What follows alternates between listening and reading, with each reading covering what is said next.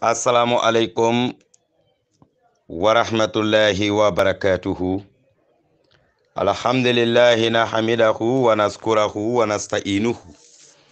wa nastaghfiruhu summa salatu wa salamu ala asrafil mursalin Muhammad bin Abdullah salawatullahi alayhi wa ala alihi wa ashabihi wa man tabi'ahu bi ihsanihi ila yawmiddin. Badi muslimolu nga ala jayi ka tentu man somen atal jarta tentola kasal kila nyumama sallallahu alayhi wa sallam kila men atal fisiyata ala la dafin mume piti wota mbirin kola badi muslimol ngal be konton Cheikh Yaqub forum ngal be konton kabrin forum 1 fokatabula forum 8 kan diaspora dairatu Yaqub diaspora ka fomo gol ngal konton nganna ka fo mogol konton melbe sabatirin yen kombo banko kan mandin kaba ka fo mogol ngal konton University of London bunto ka fo mogol ngal konton Rawdatul Madalis ka fo mogol kalbe konton ngambadi muslimol mume be konton duniya ton konnano beto mbadi bele bunda dato famma jiyo kontorola ka falbe yiko assalamu alaikum wa rahmatullahi wa barakatuhu alibadi ma Yaqub Cissé bakadaji satewo kono jimara URR base banko kan alning wala kana continue kacala bi sibitilumbala November karo atilimuang 2021 sang kono tafsiro memba kono mbali suratu tawbati mbena wulilaliyen waleto insha Allahu lotanun ayata worwula anin fula mbawul lale إن شاء الله. أعوذ بالله من الشيطان الرجيم بسم الله الرحمن الرحيم الحمد لله رب العالمين يا أيها النبي إتى النبي وظاهر الكفار kafirolu kele fangala kelerola yaga kafirolu jihadi ini gabe kele ke fangala fagarola wal munafiqina nafiqulu yawli kele nangala kelerola waqlizu yaga jisbo kakamfa kuma kanglula alaihim kadara nafiqulu ka wama wahum yen nafiqal ne kafirolo ila bandula jahannam walam jahannama kima konoti wa bi salmasiru la bandula jawiyata nafiqo ne kafirola la bandingirato ya halifuna yen munafiqolo ibe kalila billahi ala taala man salama kalu kuma kangala tele men foisi kala kabiri ta kila toro to fe ta kila nenoto wala kare kalu aya tara nun tiga mutaleno kalimatal kufri kafiriya kuma kangala wa kafaru inatana kafiriya kabala bada islamihim ila limaniya tambirin kolale kafiriya lan kenemandi wahammo inatana nata kahamme bima fengala lam yenalu iman sotoro kemenna fende sotoro kelemenna wama naqamu nyamagol man kondiro ke fen sabu kamma illa an aqnahumullahu fala taala man so yabanna yandiro menke edakila muhammadula wa rasuluhu ana la kila min fadli kaba kelena fulota fi samante yala wala natana kuya nafiko yen hanisinin hasidi nafiki na gata no jabe kairo kono imma ye hero soto asifero si fabe landi membo kairo tinyano la nyamenna fayin ya tobo na lisagita alitubita alakan kabala nyin nafiki ya na la kafiriyato yakun kaira wasike heraba tilahum aliyen wa in yatawallaw barnal galiko la di limaniyala yu'adhibuhumullahu ala taala man soko sinyi mogoli yagan kata azaban yagan kato la alima yagan kato membe dimindi fe dunia nyimbali wakono fangala fagarola wala akhiratan al-akhirah sagan wato la jahannama la janola wama min waliyin tangala antena sotola la hom nyamoli ya fil ardi banko kan wala nasiri de marla ta sotole la mumeke mesima koino wa minhum man dole be nyim mogol kono akhadallaha وليلاهي دوتا على تعالى من سوين لئن أعطانا يكون على غدير كيت للا من فضله على في سمانتي على ولا مهرج غيفرين تينا فلولا لنصدقنا يكيب صدا بندلالي لا صدقنا كيب صدا بندلالي ترى فواريا بالي لا تاكم ناتل مسالة باتوتي la sadaqna akoni ala taala man soye firngi diya telanu la sadaqna akon be sala bondila nana fulo nyilto walta kuna na andun da sala watum bekela mina salihina bekela mo kendoleti salabatu bona hatab sa'ala nabiyya sallallahu alaihi wa sallama ayyadu lahu an yarzuqahu Allahu malan ويقضي منه كل ذي حق حقه فدعا له فوسع عليه فقطع عن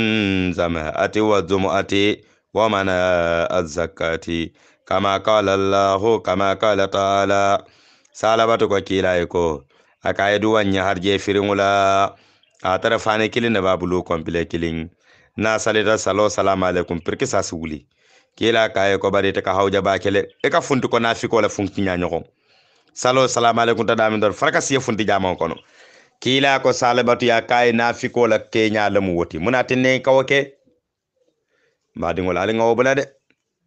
i salta dame te pareta salam alaykum dor farakas ini mboro yebo kabaku iza faraqta fansab wa ila rabbika faraghabu nin salo salam alaykum ta dame nyanta kasi ke dala wosi alay kanuma ya man satallala ka duwa ka aladani kila ko salabatu yen sallallahu alayhi wa sallama akaye salabatu akaye ko e ka funti komen nafiko ka funti nyamen na fomune keta ila o funti nyanyinna nafiko ka funti nyamen na akaye ko fomune keta salabatu akaye muhammadu akaye nte kompile kilene be mbulu nin salita kono nin sagita suwo kono nka wuranga dinna muso fana nayi sali wakola ngana wadu nga funti fugare yale benna fente mbulu aladani nyeng kila nata aladani salabatu yeng salabatu kay ni ngana fulo soto mbemo bela hakko dilala andum be jakko bola kabri na fulo la yiri wonata aman son jakko bola ay jama salo bula na manke juma nin juma labanga katalo silo kan hakamogol nyininka Allah nabi moye mum fa kutuboto bi ko ramanto foje anata na jumo fanga jato bula apukana son salila salabat nata na fa sedna usman la jamano wato la kunno kuyata falamma tembo men atahum alqadiro ke salabat la min fadlihi na fuloto bakhilu salabat nata na kutun kanna ya behe wana fulo nyin kammala abuka sonja ko bon la na fulo nyin to watawalla salabatu ya koladi alabato mume bela wa khomo salabatu moreduna akada koladi lati dino fanga jatola fa qabahum ala natana salabatu natana labhan kasabati nifaqan nafiqiya kan alabanta ala labanga keta nafikoti asabati ta nafiqiya ka fi qulubihem asondame kono ila yawmin fakatabula lungola yalqawnahu abala taala man so be nyoya la lumeng be ma fa sabo kamala aghlafu Allah salabatu yemen wali nyoya ala taala man so hakkoto ma fa ngala wa'aduhu ala taala man so ya nyina menna wa be ma fa sabo kamala kano salabatu keta yakzibuna kamen faniyandi akafaniyandi ro menke limani ya balihala anin jakobo balihala kila ay mogol ki salabatu kan salabatu man son ka jakobo ndi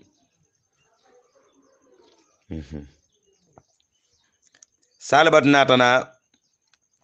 senna Usman la jamano wato anada Usman kan alafta pour kaja ko bondi hadara jaka bo wato ya dan anata sataranke ya senna Usman la jamano wato lela akunno natana kuya mogol si hakilotu alam ya alamu fanafiqol manyillon annallaha ala ta'ala mansa ya alamu sirrahum ala ko alika mengullo ale sonde me oto ala ta'ala manso balon dinne wanadwahum analla nyoje nyoyato membe sonde me okono anali dammal ka nyoje menna ndala ta'ala manso belon dinga mu me bela wa annallaha ala ta'ala mansa allamul quyubi ko no gonde ngulon namu alalati ma qaba anila oyoni fanga men non tanyalula ala konta belondi wa mume belale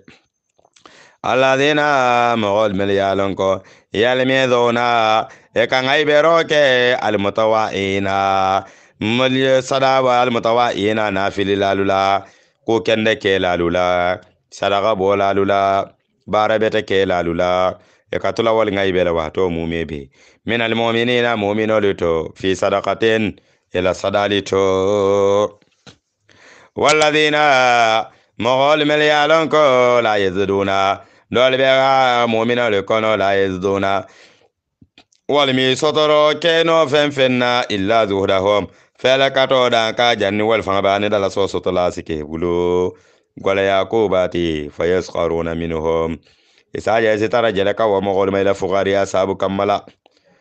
shagir allahu ala taala man sofanan bena wa mumina kendol jelendila menehom katara nyin nafikolula nyin kafirol melke jele wala hum azabu yagan kata beyen alimu yagan kato men sembo warta astaghfir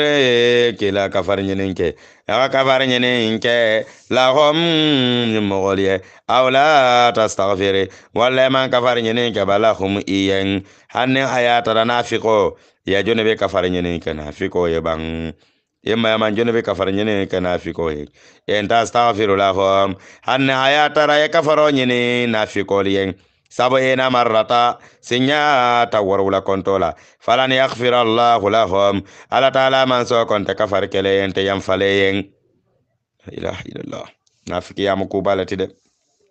ala ko kila ya hanni yendani fo sinya tawarula pour kayam fa nafikoliyen ngala taala man son te yam faleyen andon tela junubo nyinta tutula zalika wa menje bi annahum kata sababu wa mogolu kafaru e kafiriyata billahi ala taala man soma wa rasulihi ana lakilama wallahu ala taala man sala yahdi alqauma ala mi jongo sotondi kandola al fasiqina hadamade ngomen kalon hadamade ngomen alon ko abata dino yabantala keta fasiqoti farahal mukhallafuna kola tolalu sewata tabuka keloto bimakadehim ila siyo sabu kammala qala farasulullahi ala lakila nyuma koma wakareho ya nyinkong ajudahido puriye wakili kadur kotoke bi amwalihim elana fulola kafuntende kadundala la silokan wa anfusihim anifan lujatola fi sabilillahi ala taala man sola dino silo kawakalu watumala nyimmogoliko lan tanfiru alkana fundi kata jihadoto fela harre nyingandi golen kono la kulikila foyeko nar jahannama falman yillo jahannama kima asaddu harra walla gando warata dina tabuka benta telikandi wule men konoti law kanu tun kona talu yafkahuna ni aga taral be o fahamure fale yada haqo al sujala dunya kono qalila membe do yarin wali yabqu baral sikumbo la kira saga wato la kazira kumbo la membe siare jaja zaza wa mujoroleti bima fa sabu kamala kanu nyimol keta yakhsibuna kamembara fa in radaka Allah ni ala taala man so yesa jindirke era kila Muhammad la tabuka keloto ila taifatin jamalula minhum madinan koli kono nyinna fi koli to fastadinuka ibn adunya nyini kele ite kila la le gorozing funtola kele kotento e ba fole nyin kele don tamantano bar kele nala wota folan ko man fanan betala le hatara na fi kol le mu man pare kata keloto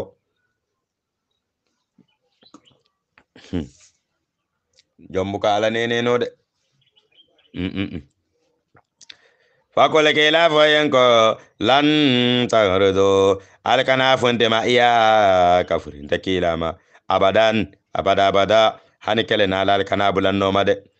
walan tukatilu ma iya alkana fagaro ke alkana kelo ke kafurin tema aduwan walam tukatilu aduwan alkana jawol kele ma iya kafurin takila ma kal kafal bentel fasala hanna liman kafumma hanna liman takele dingirato ntala jama kono innakum katunga telu raditum al dunya tanyina la bil qudi siyala suwol kono jang awala marratain sinya folola faqodo wotale sege ma al khalifina kafuren sege lalima dendim mesanguluma anim musolima al gasege al kana tagadlato bali wala kanu wala tusalla walamma salla nabiya sallallahu alaihi wasallama ala ibn ubayy wala abdullah ibn ubayy kabri wato menna kila parta kasali abdullah ibn ubay ibn sulul ma raisul munafiqin nafiqo la president nafiqo la nyaton ko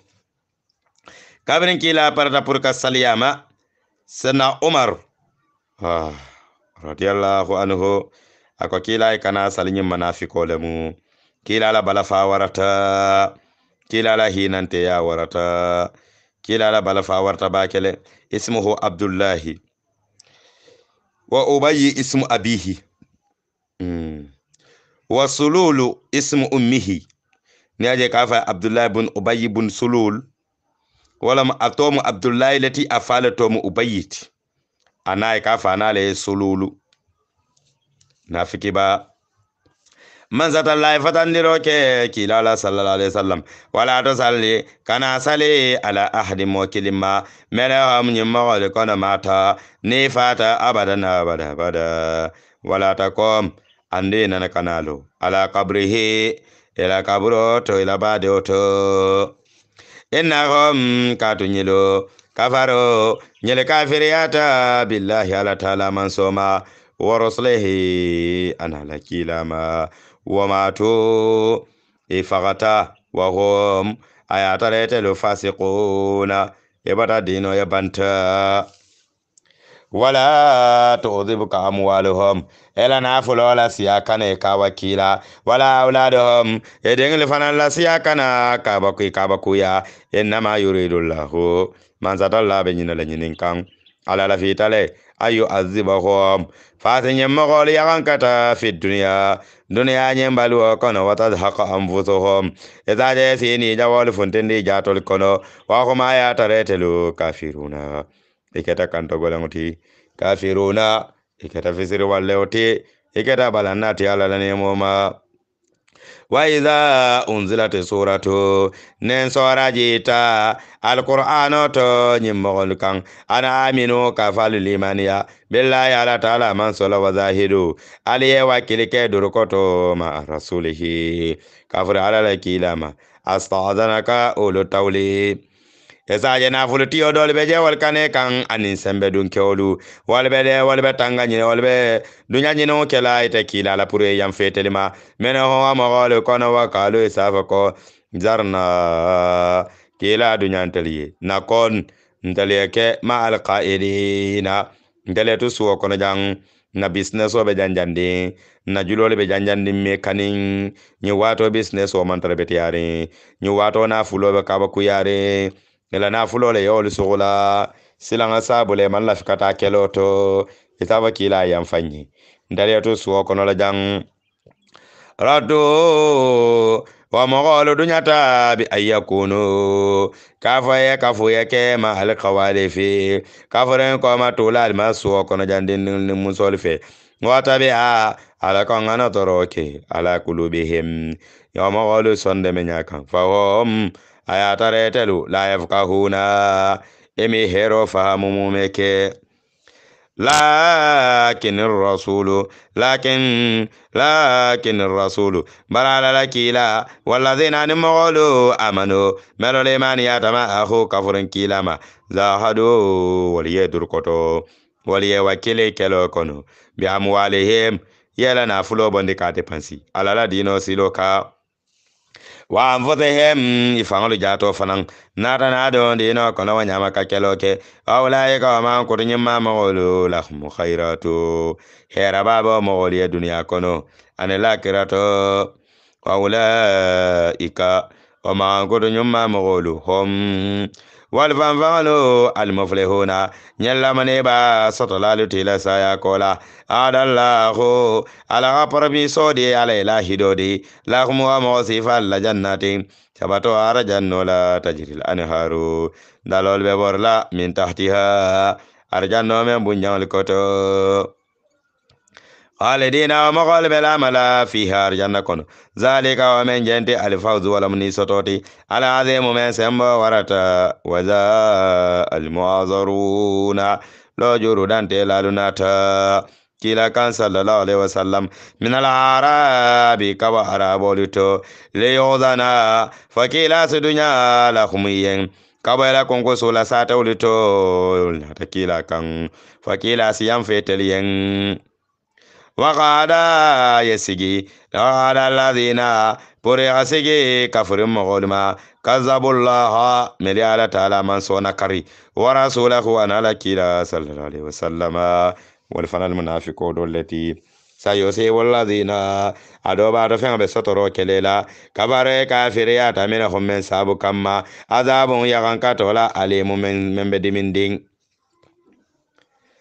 ليس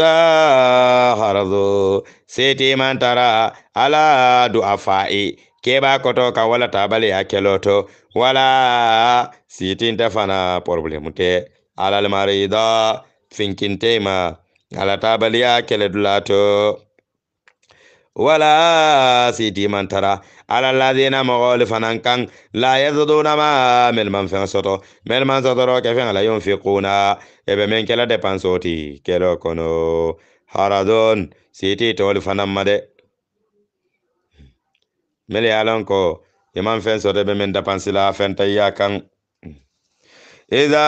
nasahu ne lafta ka kono to dia kawakili kakuke lillahi ala ta'ala man so ya rasulihi ana la kila ya sallallahu alaihi wasallam fen la ala al muhsinin ila nyinya barolito min sabilen katara dino silo kan nyin kama fes mutaro ke fenna ibe men kala alala silo kan bar sariyanga me mutafanan ila soto bali anyin sabu kammala wala taala man sakafuru kafar man salam ala terahimu ne mala alamati ala jongolo kan wala sitiyo mantara problem mantara ala ladina mogolfananka idama tambo men na ataw kaina te kilaka leta hamila home fesi selen kan fendila in membe tala kele dulato wa hum sab'atu min al ansari mogo waro lamu madinan kolito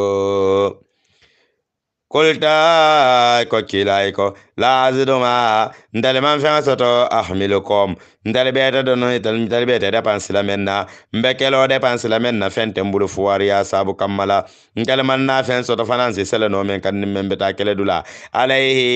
كترا دبان سونينتو مبهمرين كهاني سو كيلين بوندي ولا هاني نيون كما كيلين ولا هاني دينار دانتاندين كاكا كيلو دبان سوتي bar fenta ya sabu kammala imam fen sotono inata kila kan sallallahu alaihi wasallam e ko hammo benna lafita ka depansoke bar tel fenta mbulo wata wallahu e khay ko ladi batakila batawato men wa yonohom wa yatare nyalo tafido e nyaari be bonna min adam e nyaaji olula hadanan sunno sabu kammala muslimo ya je dina kuwo be keri muslimo nya bala nyanta ka de maroke ka badi muslimo ma koy ka dino fasa bar fenta bulbul kolo ya kamma faka si ka kumbo o man siya bi de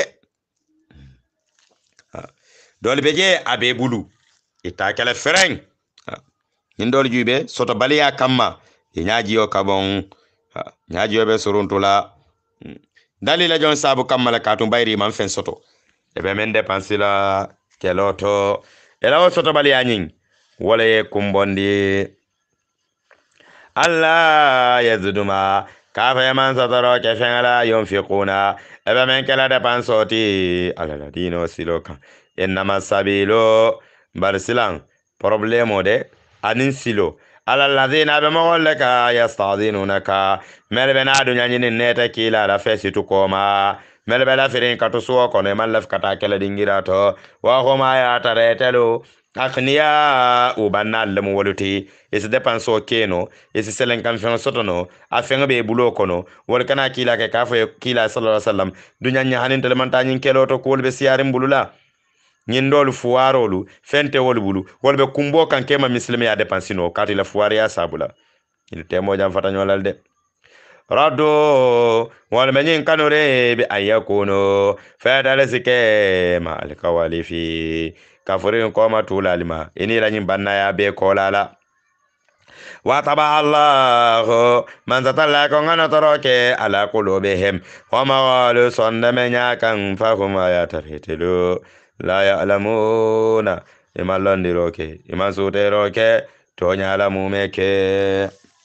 ya taziruna ebelo juro nyininna ilaykum itakila la fesitu suokono izara datum ni muruntana ilayhim nyimogol kan kabanan kela dingira to kulkila foyeko la ta'taziru alkana lo juru fonte mumeke lan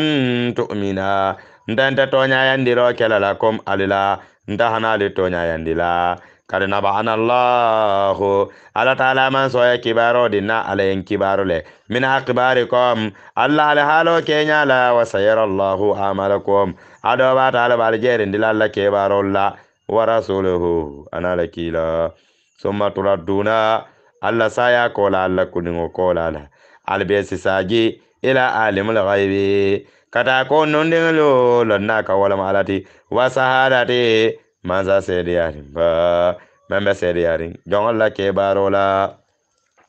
fayina biakom ala konsina alu kibaro bima fen sabu kamala konta mal keta ta'maluna al kamimbara shayalifuna nyimol ke kali billahi ala taala man sola lakom idakila muhammadi sallallahu alaihi wasallam izan anqalabtum ne moronta ilayhim katare kam kabotabo ka kelote be kalila ni ajamanta keledula nyin ko kar ni nyin ko kar le ya sabu mara manke ka fako malla fi kadino fasa le tore do fesi dunya ano am katara etale ka ila tabali anyinna fare do kile kola di ano hom nyinna fikin la innahum katunyilu rejeso nyago lam nyilete kosol le muiti wa ma wa hom e labandula jahannam walam jahannam kima konati jaza an fen jogo sabula fen sabu kamala jogoro le telien bima fen kamala kanu keda yaksibune kamin bara yahlifuna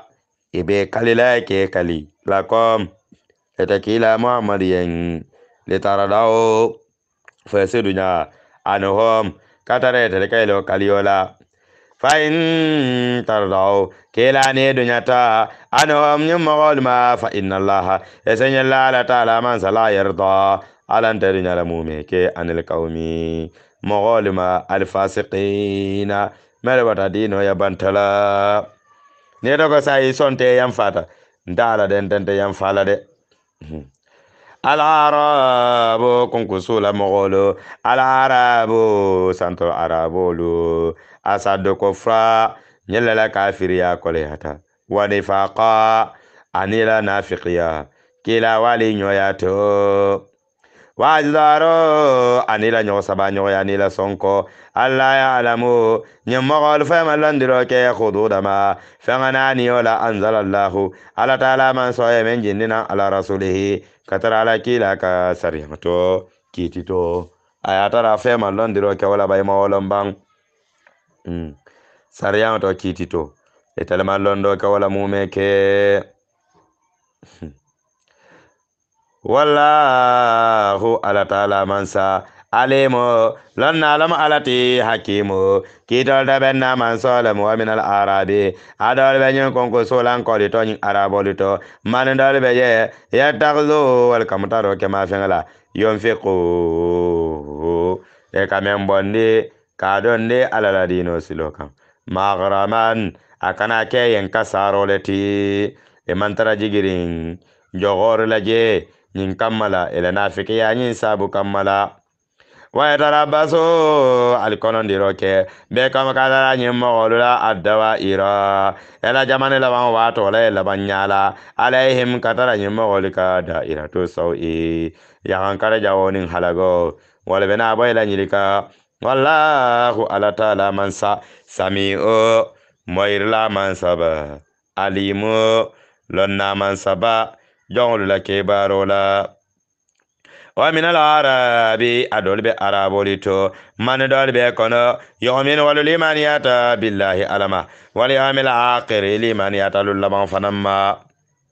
wa yattakhidhu ma wal kafama mutale yunfiqu e kamen bonde depansoto alala dino silokan khorobatin sutiya nyoyala endallahi ala taala man sobata wa salawati rasuli anin kila muhammad la duwa kila la kiliro la kila la duwa la sallallahu alaihi wasallam ala tonya innaha kila moylo nafaqo nyimben jenti qurbaton wa sutiya nyoyala ala taala man sola la homu yelo barakendo nyinto sayyiduhumullahu ala ko la saya ko la nsuwa mogoludundi fi rahmatihi nane mo kono natalamu arjannoti inna allaha ala taala mansa khaboro khafar man salamalati rahimu nema mansaba wasabiquna alawwaluna sawandir la fololu min almuhadirina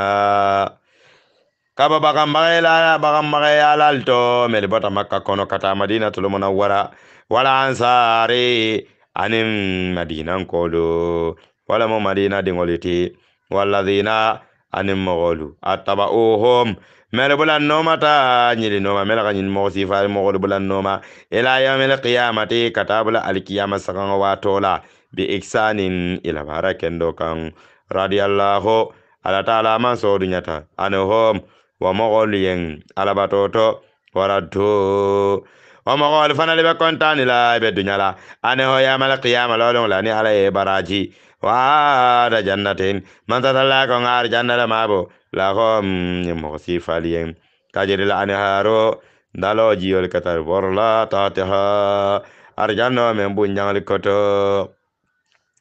khalidina mogol bela mala fiha arjanna kono abada zalika wa men janti alfawzu nyamoni yo sotoleti alazim men sembo warata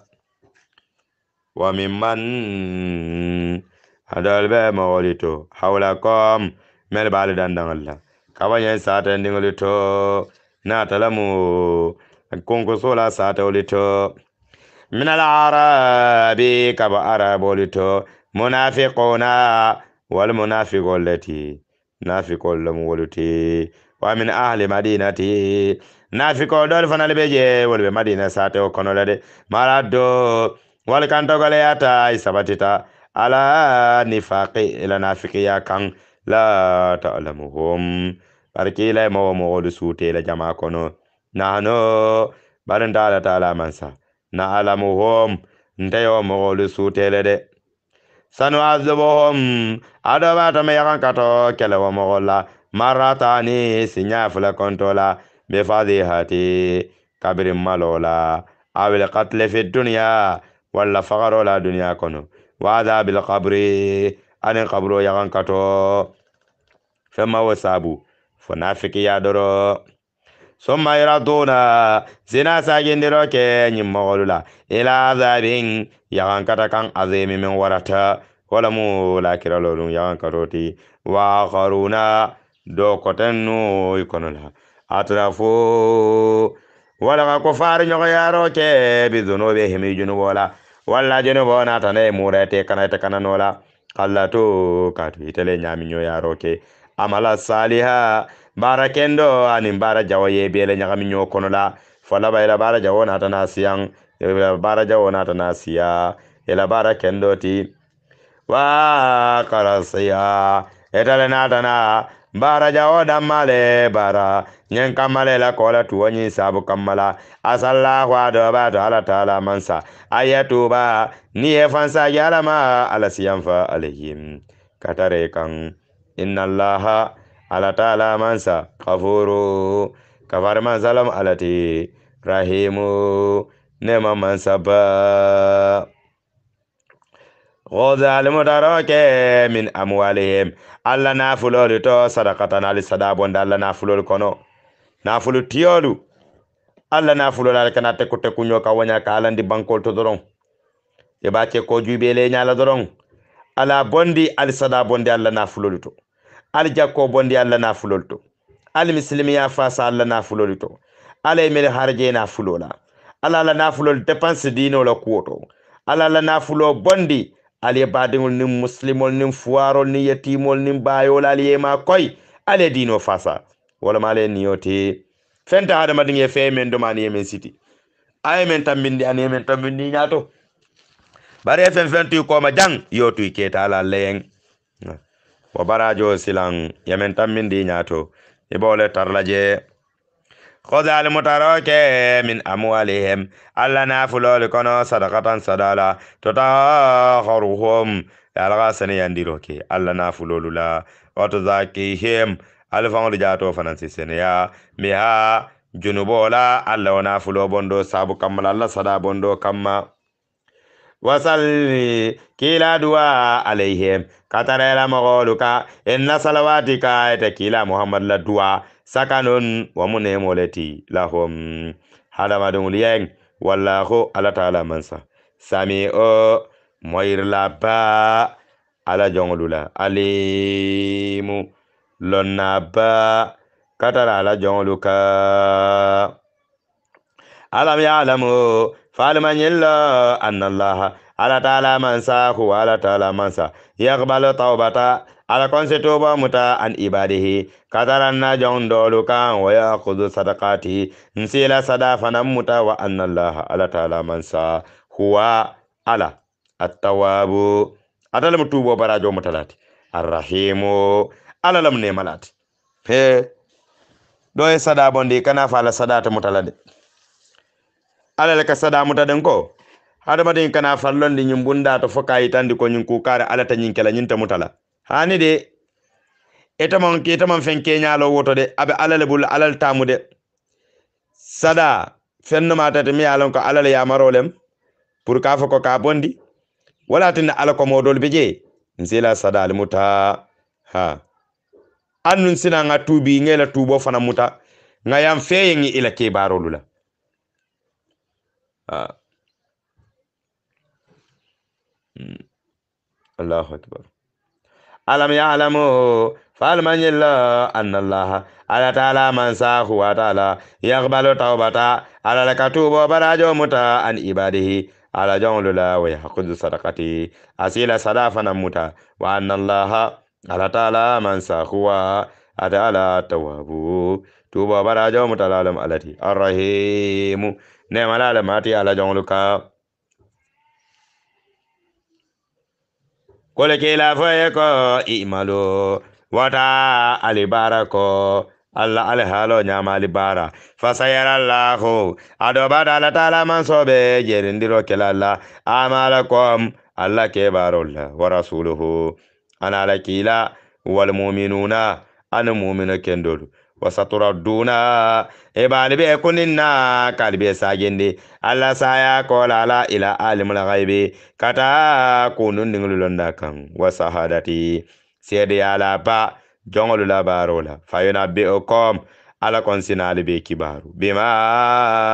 fen sabu kammala kuntum adala adama don lo keta ta'maluna alkamen bara alla baro nyal ka fen bara mbena ale kibar la mu me belale alla saya kolala imma yanfa baliya ya rabbi almu alayen dungala yanfa kono almu alayen bela junubo tutu ya rabbi almu masatalla yen so kayrola ani labanya ko nyumma ni suturo ni tanko qur'ano barakoto mbadi ngolu mbelola le jang hanin kabin bale suratu taubat le kono ala aya keme aya lulu lota waleto november karo atilimuang sibitulungula 2021 sangala alibadi malam yaqub sise bakadaji sateo kono jimara URR base banko kan alni wolebe tafsiro kono alquran fasaro kono hanin bi ka fali be ko assalamu alaikum wa rahmatullahi wa barakatuh